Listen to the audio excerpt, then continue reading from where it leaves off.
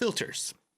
I'm not going to get into any the kind of, any of the sciences or anything like that. I just going to get, just in layman's terms, make it easy to understand and not go crazy with anything. We'll get into the envelope and the LFO. Of course, we'll also get into LFOs. But right now, I just want to give you just 101 basic idea of what filters do. So there's EQing that I went through last week, and that's where you can add or take away frequencies in different areas. Now, a filter does that as well, but think of an EQ being something as that you can mutilate audio from an axe all the way to surgical tool. You can just take out chunks of audio, or you can just get right down to the nitty gritty. A filter is more of how would I say it? It's more like a sword. Whatever it's cutting, and it's going to take out everything from there on out. Or whatever it's adding, it's just bringing it in, and typically very forcefully. Now that's technically if you're using a filter as a tool more than an effect, and sometimes musicians, producers will find that an EQ just isn't cutting it. If they're trying to take certain frequencies out, typically on the high end or the low end. So with the filtering, I'm going to go ahead and show you how to do some cuts with filters just on this drum loop.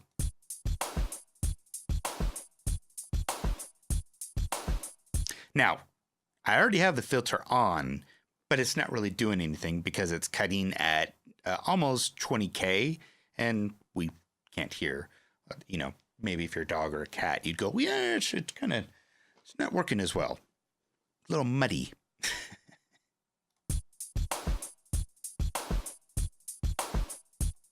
Okay, so it's pretty transparent. There's nothing really going on, but let me show you the different kinds of filter types.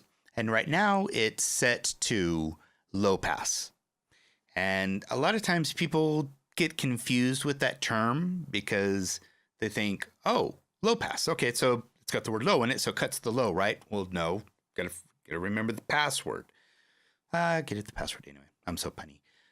It means the low passes through. So this is just to cut the highs. So let me go ahead and grab the frequencies, and I'm going to do a frequency sweep, and you're going to hear that effect that you've heard in a lot of songs. And this is done over, producers will use this for individual instruments, and in fact, sometimes their entire song.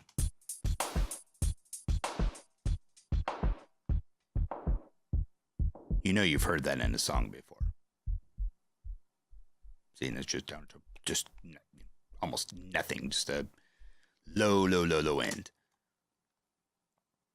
All right, let me go ahead and stop that. There we go. Now, on the opposite side, you have what's called a high pass.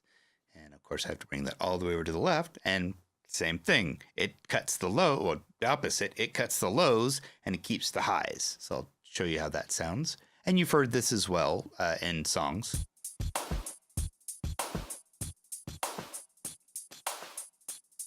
Makes it very diffused, very thin. These are great ways to affect a sample, or like let's say you have a synth that its filters don't work that well. Just try a third-party filter over it and see if you can get more character out of it. Another one we can go into, another filter type, is the bandpass. And what I love about this filter is that you get to see what the filter looks like. Not a lot of times you don't. You just get the knobs and you don't get the visual. And I think it really helps a producer, especially when they're new, to see what they're working with and where it's affecting, and just nice visual. Now, of course, you should always use your ears. Don't just, if it looks cool, but it might not sound cool. Getting into bandpass, you saw the low cut and high cut, and bandpass, I'm just going to show you before I do anything. Bandpass is pretty much, you think of like just a band of frequencies, and I'm just doing a layman's term. I'm not getting into the technical side of it. But as you can see from the way it looks, it's only taking from these frequencies here or letting through these frequencies here. It really matters on how you have it working. But I'll show you how that sounds. And you've heard this kind of filtering as well.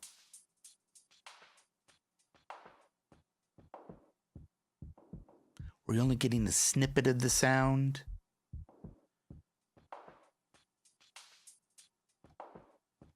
So we went through low pass, high pass, band pass, and now it's notch.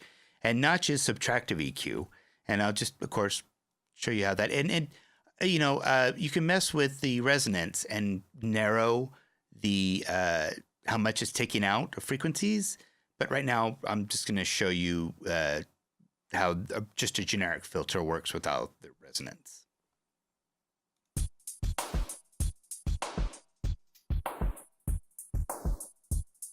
You probably heard this kind of filtering as well.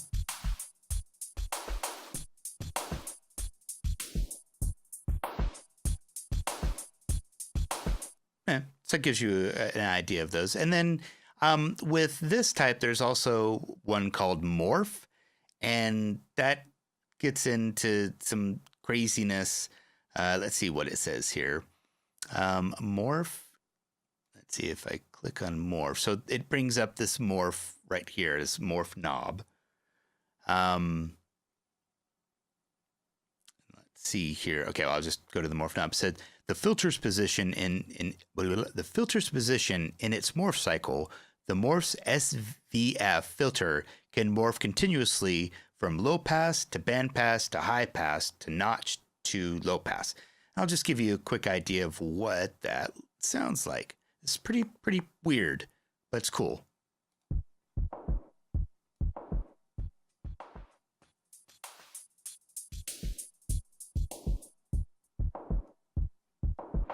More dramatic version.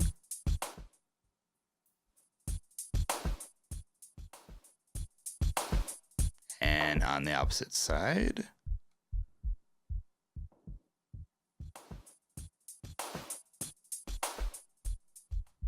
I kind of have a feeling if you were going to do something like that, it would morph slowly, just so it'd be more natural. Not all filters do that, just so you guys know.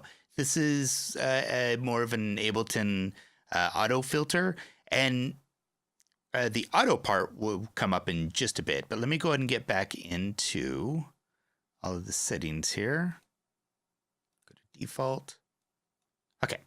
Now, typically when you see a filter in VSTI or something like that, it won't say frequency and res. It'll say cutoff and res. And the way that I think of it is cutoff all the way to the right, it's transparent, nothing's happening. But the more you go to the left, the more you're taking out the highs, and because it's a low pass, and it's taking out the highs, and it's muddying up the track. Resonance is a high pass, and it's taking out the lows and adding highs. Now, it really matters on what you're using. At times, as I'll read what it says here, it's the resonance. It's the strength or emphasis of the frequencies lying near the filter's cutoff frequency. So they interact with each other. It's not, the resonance is not a generic filter sweep concept. As you can see, when I add resonance, see, it's not cutting. It's going to the very edge of the cutoff, and it's enhancing it or taking away from it. And Nightmare Sequence, maybe one of you will remember what this is.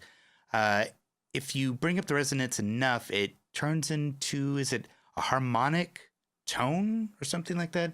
I forget exactly what it's called. Let me show you what it's like when you add resonance to a low pass filter.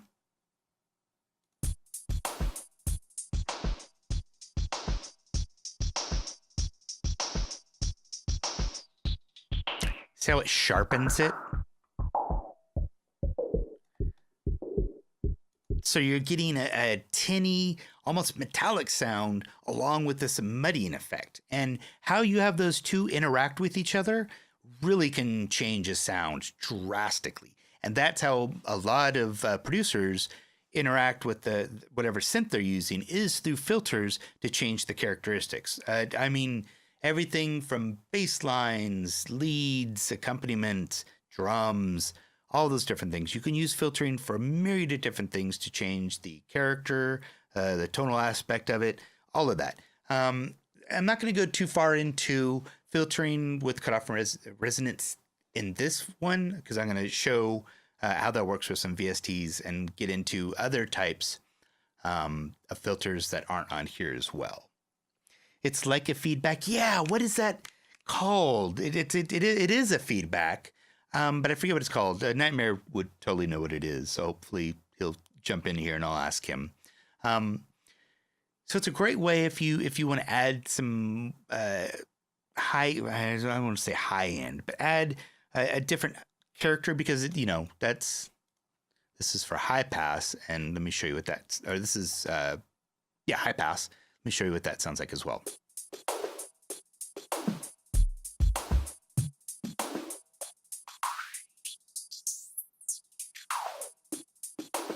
And then not as much. So you could really, get some crazy character with it, and add automation whenever you're doing filtering, and experiment with it too. Sometimes you can just find just a perfect spot to make that tone or whatever sound that you got going, and kind of give it can add some harmonics. It could add some inharmonics, and give it a growl sound. There's so many things that you can do. Self-Oscillation. Yes, that's what it is. Where the resonance becomes an oscillator, basically. Yes, a sine oscillator. Yes, that's what it is. And I don't know if I really want to do it on here, because it can get annoying. But let's try it. Hear that ring?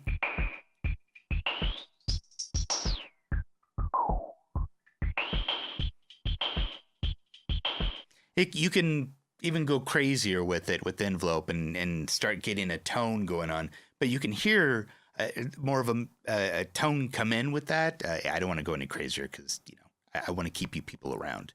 That'd be nice. Also, with how quickly the slope is, you have 24 and 12, and 12 is the kind of older style of filter, a little more forgiving, typically for more traditional instruments. 24 sharper. I mean, you could use 24 on traditional instruments, but just know you're probably going to give it a synthetic sheen. But I mean, you're doing a crazy filter anyway, so it really wouldn't matter that much. I can't see anybody complaining about it. If you set the bandwidth, it can hurt your ear. Yeah. I definitely don't want to do that to anybody. But just to give everybody an idea of where that you start hearing like ding, ding, ding, ding, that was a tone coming out of that. And then you could extend that with the envelope. I don't want to do that though. And then of course you have the circuit types. Now this is for this kind of filter. And when they updated this, it really changed the game for Ableton. But each one of these, let's see, there's clean. Oh, does it say what each one here is?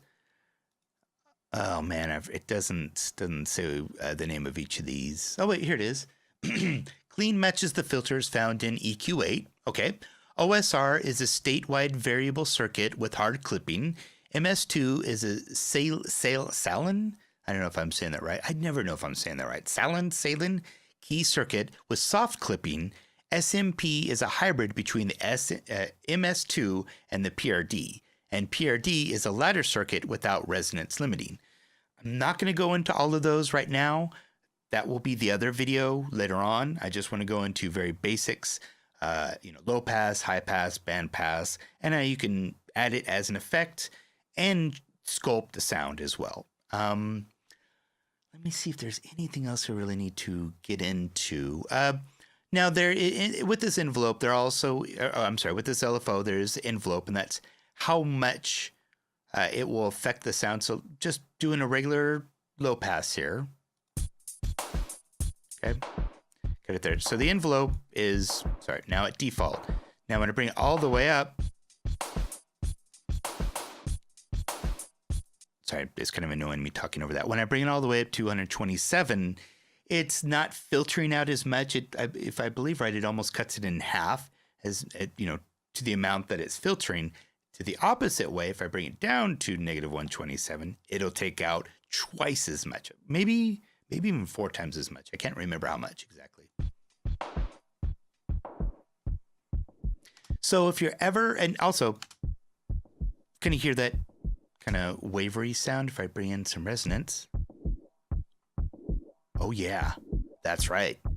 You get that wah-wah kind of sound, that liquidy kind of tubby, dubby kind of sound, or you can also use it, you know, guitar wah-wah. It's pretty much exactly what a guitar wah-wah is an LFO'd, or it could be two things, an LFO'd wah, or it's changed by whatever signal is going through it. And I'm telling you, you can get some very interesting sounds with this. Anyway, I wanted to get into this really quick just to show that with a little bit of envelope, changing the attack, changing the release, you go out of the basic filter realm and then you start getting into really changing the sound as the sound changes itself. There's an old VST that I wish I could remember the name of it. But it had this kind of filtering, and man, everybody that I knew used it. But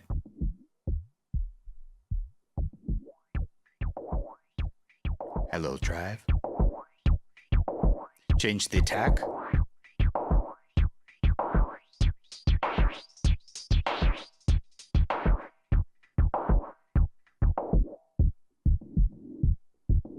I mean, you can get some really interesting filters that go with it.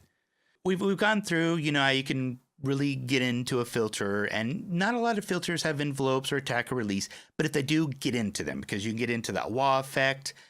You can really make a sound wet. Like this kind of filtering is great for that dub style of wet. Like when the snare comes down, you hear that kind of wet sound. That's a filter. It's also a spring reverb, and that's a tubby style of wetness that you can get, but you can simulate it with a filter as well. Since we got into the kind of wah filters and everything, I just want to quickly go into LFOs and what they are. LFO can be used to automate a ton of different things, but typically it's most known for automating filters. Then I'll show you quickly how that works. An LFO means low frequency oscillator, and as you can think of, when the lower the frequency is, the slower the wave is. When you go to the right and go higher frequencies, they go faster and faster and faster and faster and get closer and closer and closer. So you start at 0.000 frequencies. So it just barely, it's like a slug. It just moves slowly. And you go all the way up to 30 hertz. And that's pretty decent. You can also change the shape, whether it's sine, square, triangle, saw, random. I'm not sure if that one's random. One of these is random. I forget what the other one is. I think it's more sequential. I forget exactly. But for right now, I'll just put on a shape. And this kind of LFO is with the filters where you can get wubs from other synths and stuff like that. Just show you how this works.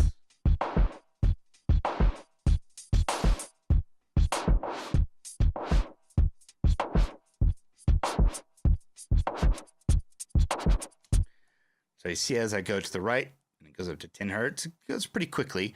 I'll just do the amount all the way. Try that again. See how it all the way there, it's just slow. Barely even notice it.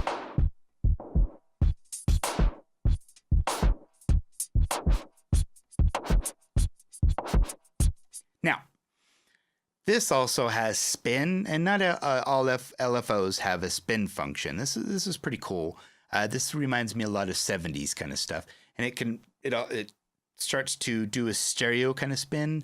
Right now it says if this button is pushed, these buttons switch the method of LFO LFO offset between phase and spin. So I believe this one is phase and this one is spin. So I'll just go ahead and keep it on spin.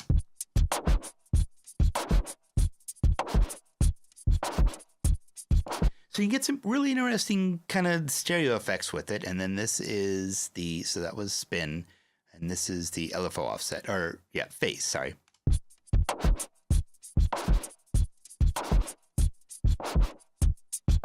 And it really contrasts those sounds from left to right the way that it's filtering as well. It's really crazy. 24th. That nice little wubby. You can use a filter like this with LFO for side chaining. I would prefer that you do this than a generic kind of LFO. Now, also, this filter has a sidechain function to it. And I highly recommend if you have that in your DAW, look into it, start working with it, and fine tuning, because this does have attack and release. So you can really fine tune how you're doing the side chaining. You're not using a compressor. And with this, you can really get down to the frequency and what you want to sidechain. So it's it's more surgical and not as abrasive, not as all-encompassing. And you can still get that kind of pumping effect, just not overall and taken away from everything. This sound right here, it's I think a guitar played through an amp. Yeah.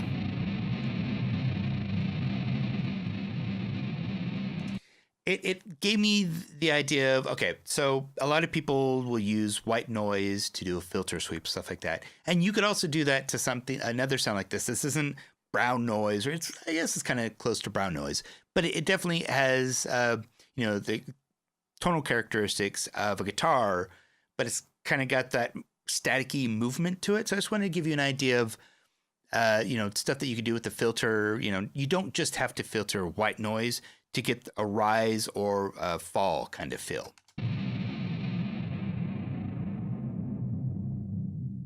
And then the opposite way. You know what I mean?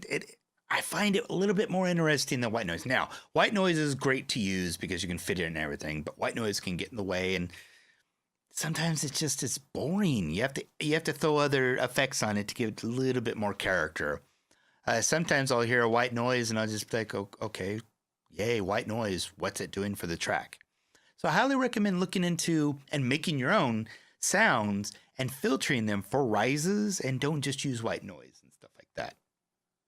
Now we're going to go ahead and move on to white noise. And, just talking about how it works, it's very easy, but I also wanted to get into the different types of filtering in massive. And also, massive only gives you cutoff. Sometimes you get a second or really a third edit, something that you can do to change the characteristics of the filter, and resonance. It's, exact same thing. Got low pass 4, low pass 2. I believe the 4 is the 24. All right. So I'm going to show you just the basics of white noise. That's not too bad. And like I said, white noise really takes over. Just so you know how I did white noise on massive. It's very, very easy. I turned off all the oscillators, modulation, inserts. Forgot to turn the effects on or off. Turned on the white noise and mess with the coloring, because if you go too far to the right, you get this rhythmic kind of sound. I don't know if you guys can hear it. Nah, not so much. Okay. Well, yeah, anyway, I'm not going to mess with it. But I like the color right about there. And I've got a low pass filter on it, a low pass 4. And this is the very basic white noise filter that you hear.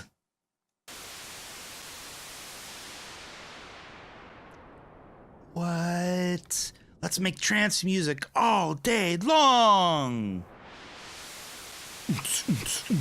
Anyway, so there's that very basic white noise sweep that you hear.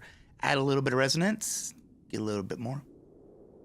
Oh wait, what's that? Is it wind? It's wind.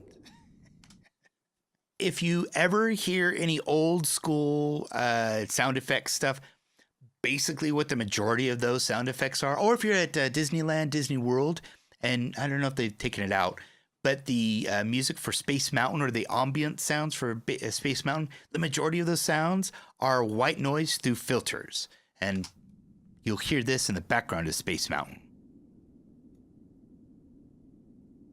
Just this kind of filtered static, get a little bit softer, go back down. And there's tons of other sounds you can make with it. Anyway, I just wanted to give you a basic idea of white noise filtering and different things you could do it. If you added certain things like saturation, things like that, you can get more of the analog feel. Probably, I think if I made the low pass filter low pass 2, it might sound a little bit more analog-y. Yeah, it's not so sharp. There we go.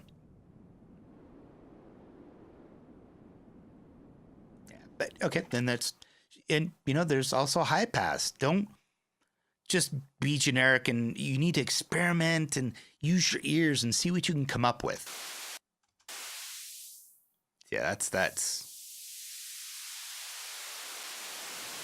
that's a high pass with white noise. Nothing special, very easy. But it's really cool. Like, let's say you're filtering out a lot of the song, bring in some white noise with that kind of filter, and it just adds to everything getting filtered at once. It really, really, really can add to your song. See, let's get into all pass. And this wasn't in the other filter that I showed, and that's why it's really important to really get to know different types of filters and how they work, with whether it's a third party or inside of a VSTI or sample pack or anything like that, or sample VSTI, I should say. See, nope, nothing there. There we go. I got to add some resonance, and then I better not. I don't want to kill you guys. There we go. That's got more of that old school kind of filtering that I've heard. Double notch. I don't want to go too crazy here. See that? It's got that phasing kind of sound to it. I love it. This would be perfect for 80s.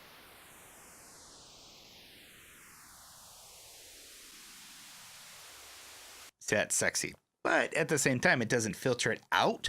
So this would be perfect to have in the background as just kind of an evolution, like when I talk about having something in the background, if you have a minimal part in a song, having something in the background that's kind of moving, this would be perfect. Just some white noise and a double notch, just adding some movement, not getting in the way of anything. Slower than this probably. See what it's, with some resonance, what it can do. Deeper character.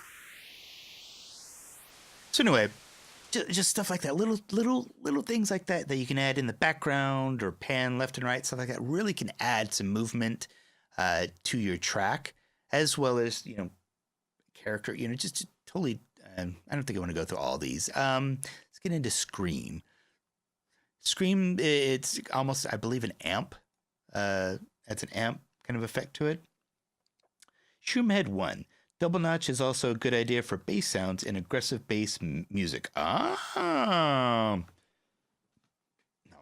Yes, it is very much so. I'm going to get into a couple of basses here as well. It's just the white noise is a great way to get into, to show how filters work, because it's not complex. It's a very easy sound. Everybody knows it. Not hard to get to. Let me see if I can. This is where you can get into. This is where you can get into some really scary. I might even turn this down. See, there's that tone coming in from the what was it? Oscillation. I forget what it was called. So you got a tone with that, because what was it? Gosh darn it, TJ Dirk, you said it perfectly. Really, you said the definition of it. It's where the resonance is feeding back upon itself, and it self-oscillating, I think it was what it's called, and it makes a tone.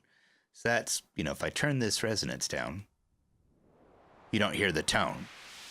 But if I bring that resonance in, it starts to feed back upon itself, and you get a tone. And also, highly recommended this kind of filtering for industrial, dark stuff, like if Nightmare Sequence, by the way. Self-Oscillation, excellent. Thank you, sir. We got the comb. Or you can, this is perfect for Psy, definitely. You can just get some craziness out of this thing.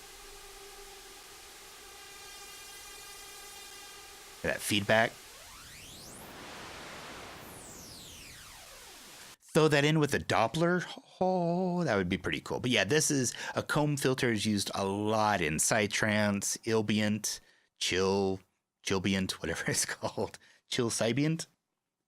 Basically, I'm just all of these filters turn a very boring white noise sound. I mean, white noise isn't boring to me because I know all the things you can do with it, but it turns a very basic non-frequency, just a white noise sound into all of these different effects, sounds, different things that you can use to accompany another sound, layers, all of those things. So it goes to show filtering really, really is important for electronic music, as well as other genres, pop, rock, not so much rock, but pop, definitely.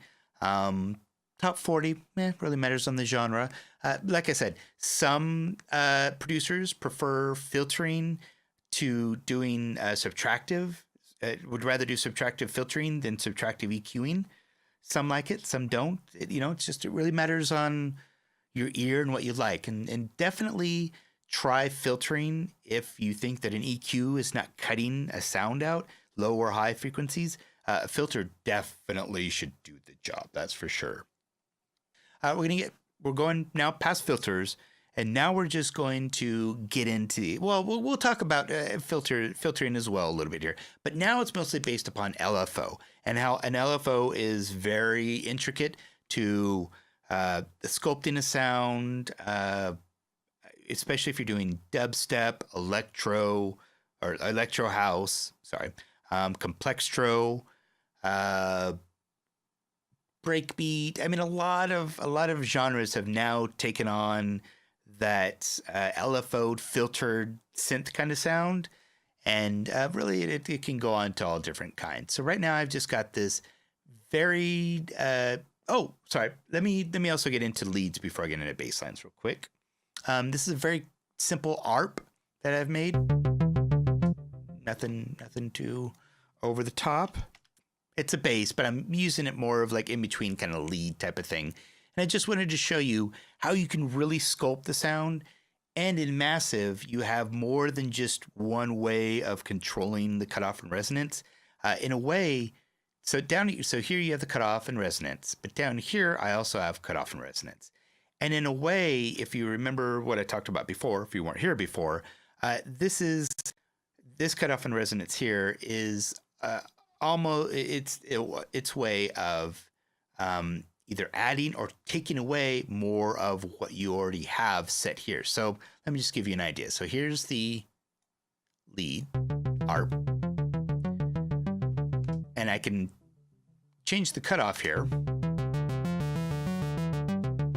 I mean, see how drastically that changed the sound. Now, take the cutoff here, bring it to half, and now this only has half the amount of frequencies that will come in. And so it will continue to be muddier, and it will take longer to get sharper.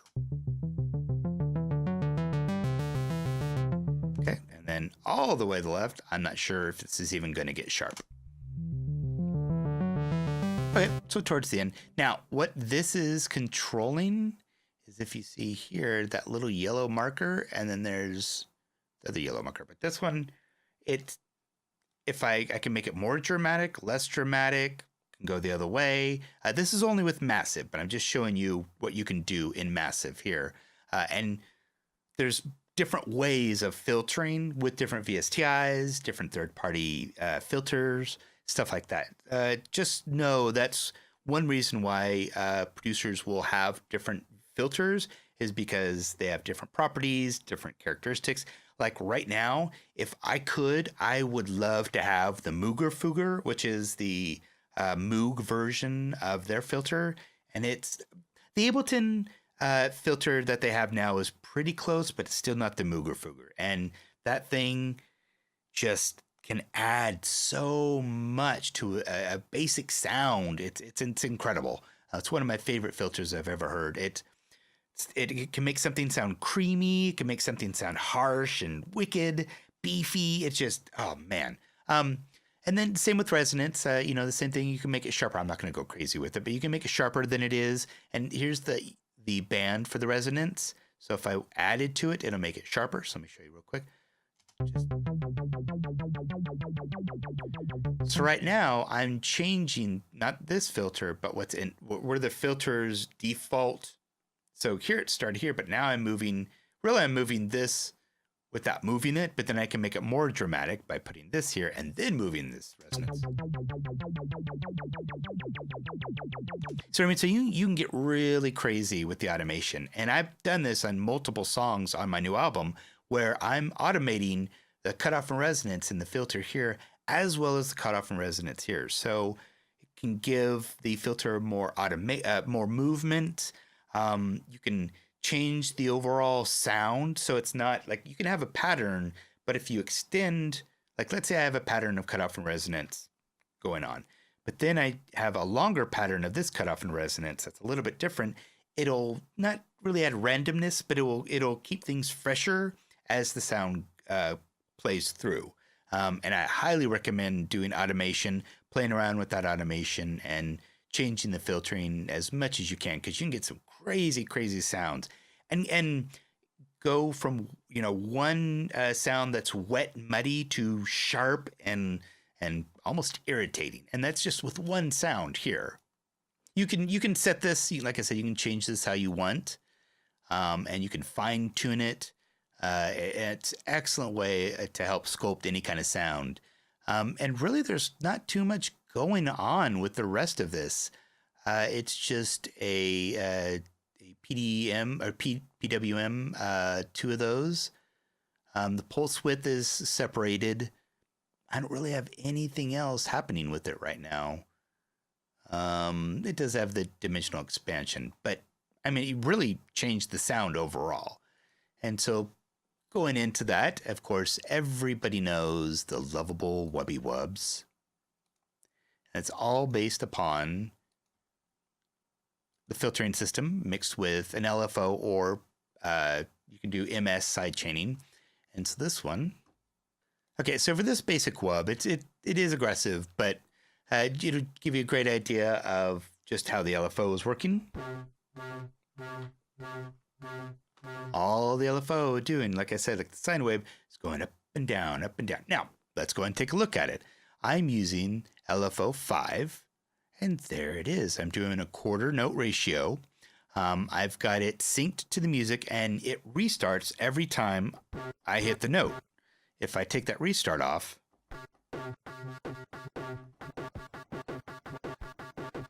gives it kind of a weirder sound. Now, just so you know, a lot of times what people will do when they're doing dubstep, especially Complextro, they'll take one sound and they'll do various things to it. So let's say they've got a loop or a melody that they have. They'll render it one way, and then they'll take the restart off, and then they'll render that, and then they might take sync off and then render that and see what happens, and they'll take the best bits and put it together. That's how a lot of Complextro, or they'll add different effects or change those effects, render that out, do something else. And they'll just have all these different versions of one sound, and then they'll do that for a whole bunch of other sounds and take the best parts and put them back together.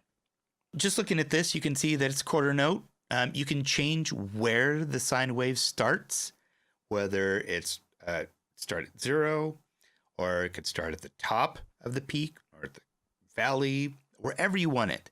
And that's another thing that with Complextro that they would do is they'll move these around and then,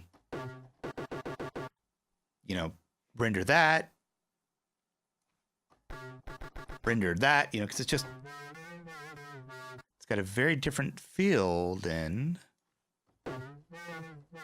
Doesn't seem like it, but if you're playing it, then you can feel how it is.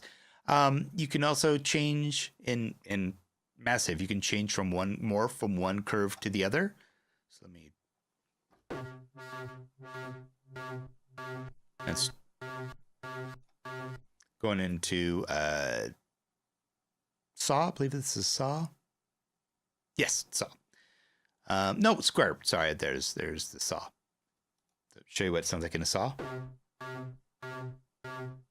And triangle. Like I said, you can move that around. It's really up to your discretion how you want the sound, to be. And that all this is based upon the low frequency oscillator. Now, you can also take the sync out where it's now just milliseconds. And that's another thing that they do with dubstep, complextro, electro house is they'll render another version where they've automated it with ms, milliseconds, instead of notes. Because if you have it synced with notes, it'll jump from one note type to the other. Hear that clipping? So you don't want that. So that's why you go into sync. You'd find the correct millisecond rate, or you could start at the bottom.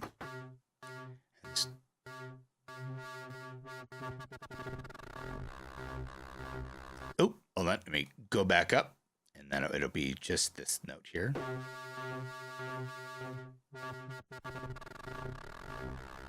Anyway, if you remember the rate that I used on the other filter, this is the exact same thing. The rate goes from 0 hertz all the way to 30 hertz. And of course, you can change it with the amp. You can really get deep down and dirty. And all of these, you see these little boxes, all of these can be controlled by this macro control, by different key groups, the key tracking, the velocity of the sound can change it. It can be a random trigger. It can be aftertouch. It's pretty crazy how you can get into the into the LFO and really change what's going on. Of course, as you can see here, I've got the amount of LFO on 5. Now here, the way that I have it, I've got it split where it's equal. Before you saw it was going just one way or the other. Here I've got it split where it's equal on additive and subtractive. I keep forgetting the word subtractive for some reason.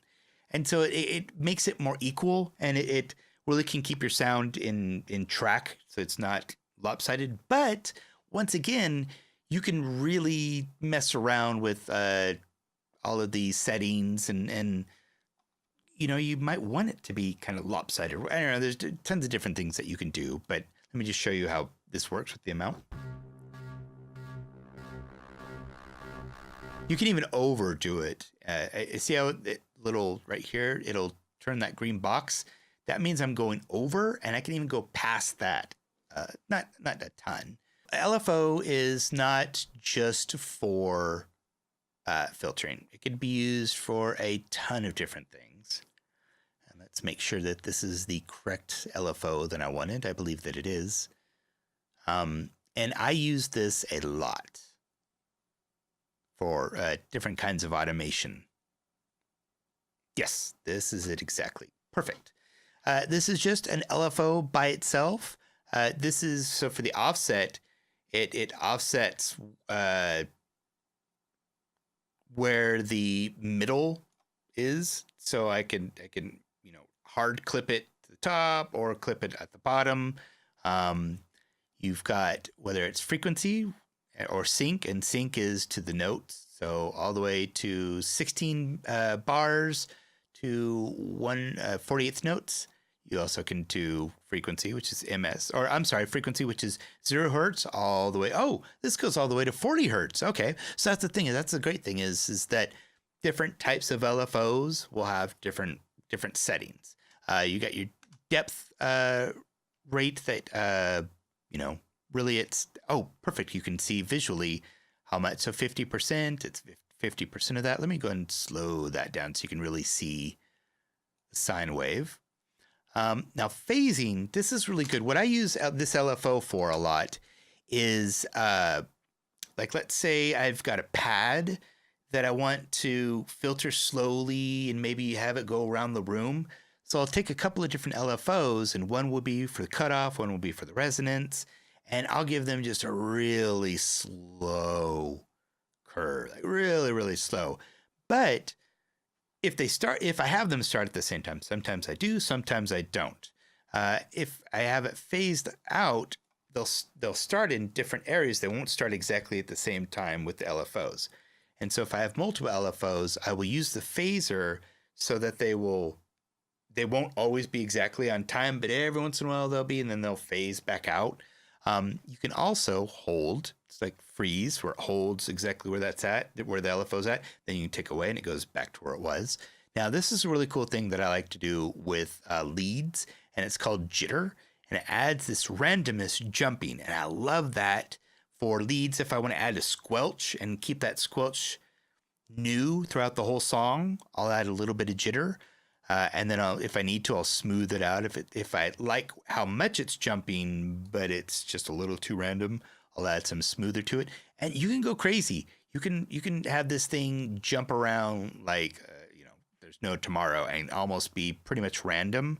Don't really recommend it. So the LFO really can be used for, this can be attached to anything: volume, resonance, reverb, whatever you can think of, panning, whatever your mind goes to. And then of course I'll hit the map, and then I could set that, let's say, to the gain. And now whatever sound goes through, this limiter will really mess up the volume of whatever this is. Of course, I could take the jitter out and it's nice and smooth. I mean, you could add this to anything, and experiment.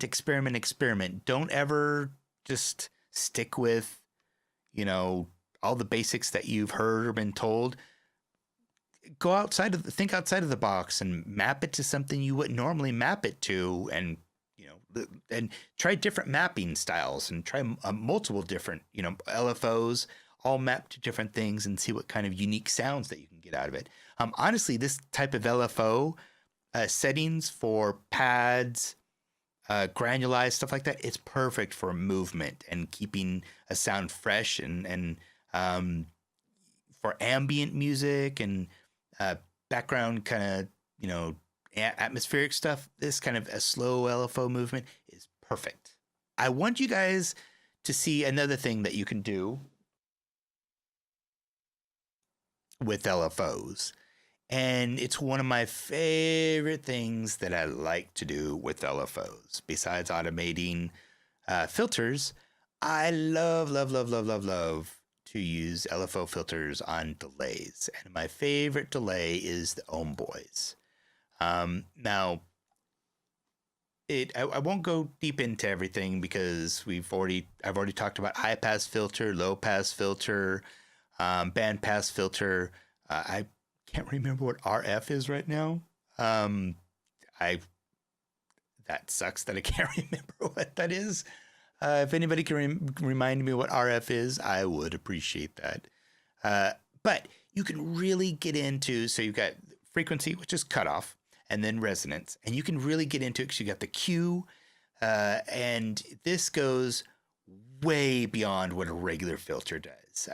Let's say a regular filter goes from 0 to 1.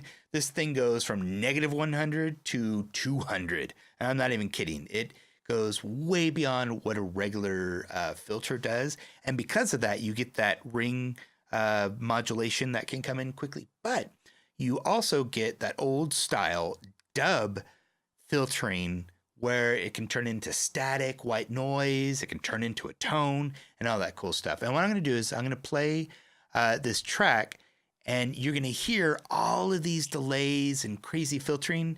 And the majority of the time, it is just 1, 2, only 3 delays that I have filtering different effects through. And it's mostly the filtering that I have. As you can see here, when I click on the frequency with the cutoff, the LFO is right here. And I've got it going for 6 beats and then going back at only 50%. If I went 100%, it would be too much. For the resonance, I have it going for 8 bars, then 6 bars. And it's only doing it 35%. I know it says amp, but it's 35%. And so here's the LFO, by the way. And you have, of course, sine, triangle, square, sequenced, random, white noise, two different saws, and then I forget exactly, they're like a saw, but it's got a curve to it. I forget exactly what that term is. So this has even more different types of LFOs than Massive does. That's really cool because, you know, for me, the more that you have that you can work with, the more options you have. I mean, it can get overwhelming at times, but you can really delve deep into things and come up with more original sounds or newer sounding versions of an old take. So it's really, really cool. Highly recommend Ohm Boys by Ohm Force, OHM Force. And I'll just play through the song and you can hear all the delays and how they're panned and move around. Also, the panning, the way they have it, is also they're attached to the LFO, to an LFO. So they move around and you get so much just movement and spatial energy going from just adding an LFO to a filter. It's crazy. So I'm going to go and play this. And by the way, this song, I hope it will be done, and I'm mastering it myself. It's not great, but good enough. Hopefully the song will be on SoundCloud this weekend and you guys can download it for free. So let me go ahead and play this and just listen to the delays and what all they're doing. Just remember that's only 3 delays hooked up to LFOs.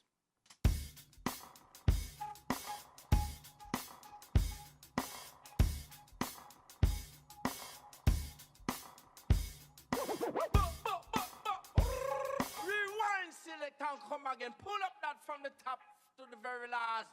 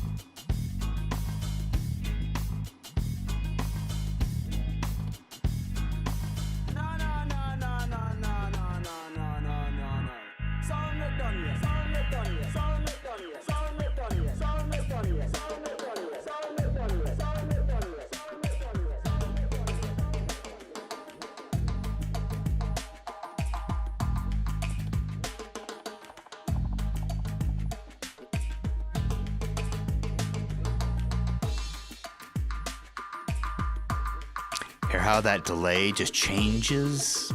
It's all LFO and filtering. And those were only 3 delays that I was using.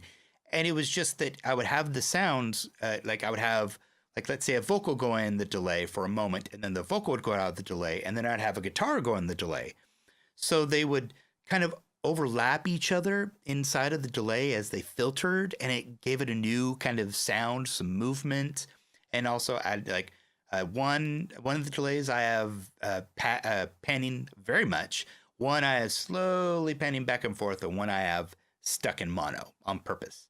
And so that, you know, the width, all that stuff, and the depth and all that. So, you know, that's where you get all that extra character and movement, is using an LFO, add some filter, or have some filters, add some LFOs, get those LFOs in time. You can have it either go to the beat, or you can do it in milliseconds. Now, milliseconds, you'd have to calculate the exact time in milliseconds to the rhythm of your song, to the tempo of your song, not rhythm, to the tempo of your song. That way you'll get precise editing. If you're moving from, let's say, like 64th note to 1 bar, you'll need to find out exactly what the millisecond timing for, let's say, 105 BPM. The millisecond timing is for 64th note all the way up to 1 bar. And then you'll just do that timing correctly, set the automation in, and boom, set rhythmically.